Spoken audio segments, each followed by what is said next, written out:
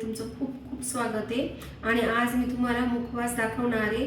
पण त्याआधी माझ्या चॅनलला तुम्ही नवीन असाल तर लाईक शेअर आणि सबस्क्राईब करायला विसरू नका। आणि मुखवासची रेसिपी मी तुम्हाला टिप आणि ट्रिक्स सहित दाखवणार आहे, त्यामुळे संपूर्ण व्हिडिओ बघा। मुखवासासाठी लागणारं साहित्य हे बघा, आपण जाड बडीशोप घेतली इथे आणि हिला गावरानी बडीशोप असं म्हणतात। आणि ही इथे बारीक बडीशोप घेतलेली ही खडी साखरमध्ये सुद्धा टाकून खातात। त्यानंतर मी इथे बाळशोपा घेतलेल्या आहेत आणि नंतर इथे ओवा घेतले आहेत। इथे काळं मीठ घेतले मी, म्हणजे सेंधव मीठ घेतले आणि इथे आपलं रोजच्या वापरण्यातलं टाटा मीठ घेतलेले आहे। हे सगळं साहित्य मी जवळजवळ 300 ग्रॅम आहे, 300 ग्रॅम हे आहे आणि 300 ग्रॅम ओवा सुद्धा आहेत, असं 900 ग्रॅम हे साहित्य झालेलं आहे। मी इथे 100 ग्रॅम जिरे घेतलेले बघू शकता तुम्ही।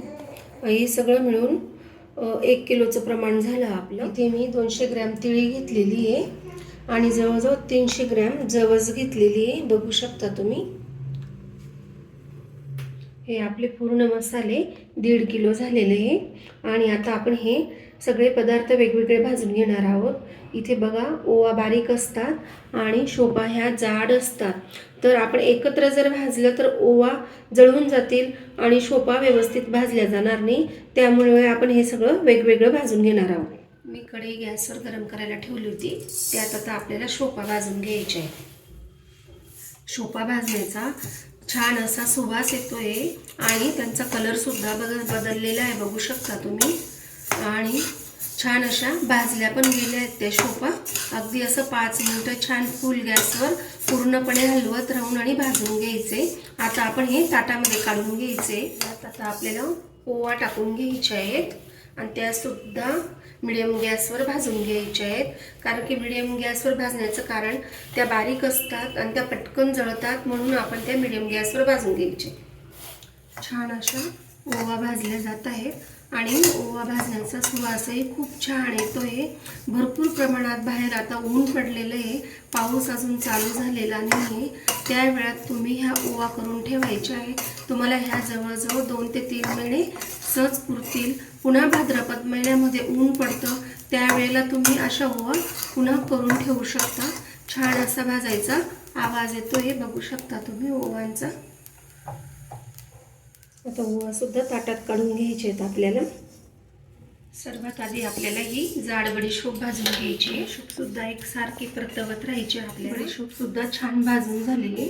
आता आपल्याला बडीशोपला सुद्धा ताटामध्ये काढून घ्यायचं आहे। आता आपण ही बारीक बडीशोप भाजून घेणार आहोत आणि ही बारीक बडीशोप मिडियम गॅसवर भाजायची आहे। तुम्हाला बऱ्याच वेळेला असं वाटेल की प्रत्येक पदार्थ भाजायला भरपूर वेळ लागतो, वेळ जातो, किंवा सगळंच एकत्र भाजून घेतलं तर चांगलं होईल। वेळ लागतो, पण खूप छान असा मुखवास आपला तयार होतो त्याने, आणि पदार्थ बाकीचे कच्चे लागत नाही आपल्याला, म्हणून आपण वेगवेगळ्या पद्धतीने भाजून घेणार आहोत। छान अशी बडीशोप भाजून झाली, बघू शकता। आपण ही मिडियम गॅसवर भाजून घेतलेली। आपल्याला जिऱ्याचा सुद्धा वापर करायचा, आपण जिरं सुद्धा घेतले 100 ग्रॅम, ते सुद्धा मिडियम गॅसवर आपल्याला भाजून घ्यायचे। जिरं सुद्धा छान भाजून झालेले, बघू शकता तुम्ही। आता आपल्याला तिळी भाजायला घ्यायची। तिळी सुद्धा फुल गॅसवर भाजून घ्या, पण एकसारखं चाळत राहा, म्हणजे तिळी लागणार नाही कढईला। तिळी छान भाजून झाली आहे, बघू शकता तुम्ही, खूप छान पद्धतीने भाजल्या गेली। शेवटचा पदार्थ म्हणजे जवस। आता जवस ही सुद्धा आपल्याला फुल गॅसवर भाजून घ्यायची। छान अशी आपली जवस भाजल्या गेली आहे। खूपच छान असा तडतडण्याचा आवाज सुद्धा येतोय। जवस ही हाडांना बळकटी देणारी असते, म्हणून ही रोजच्या आहारामध्ये 1 टेबलस्पून जवस आपण ही खाल्लीच पाहिजे। छान अशी आपली जवस भाजल्या गेली, बघू शकता। आता हिला सुद्धा आपण ताटात काढून घ्यायचे।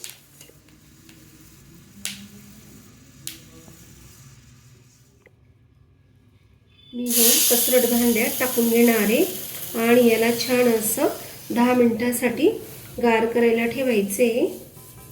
आपल्या इथे अर्धा ग्लास पाणी घ्यायचे। मी इथे अर्धा ग्लास पाणी टाकले आहे आणि 1.5 किलोसाठी मी आता हे 4 टेबलस्पून काळं मीठ टाकून घेणार आहे, बघू शकता तुम्ही। तुम्हाला जर मिठाचं प्रमाण कमी लागत असेल तर तुम्ही कमी टाकायचे आहे. 4 चमचे आपल्याला टाटा मीठ टाकून घ्यायचे, रोजच्या जेवणातल्या वापराचं. हे बघा 4 चमचे इथे मी टाकून घेतले आणि छान असं 10 मिनटं हे सुद्धा राहू द्यायचे. मिठाचं पाणी होईपर्यंत आपल्याला हे असंच राहू द्यायचे. 10 मिनटं झाले, पूर्णपणे गार झालेले बघू शकता तुम्ही. आणि पाण्यात मीठ आणि ते सगळं विरघळलेलं आहे. आता आपल्याला हे थोडं थोडं असं पाणी टाकत जायचे, लागता लागता घालायचे आणि छान असं हाताने मिक्स करायचे. आता हे पाणी मी पूर्ण यात टाकून दिले आहे.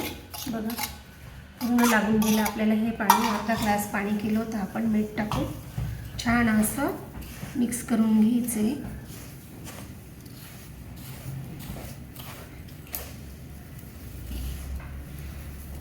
आणि याला आपल्याला आता उन्हामध्ये 2 दिवस छान असं वाळवून घ्यायचे.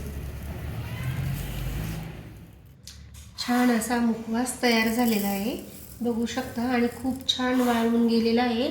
2 दिवस आपण याला कडकडीत उन्हामध्ये ठेवला होता. मुखवासची रेसिपी आवडल्यास लाईक करा, शेअर करा, सबस्क्राईब करा आणि तुम्हाला थँक्यू.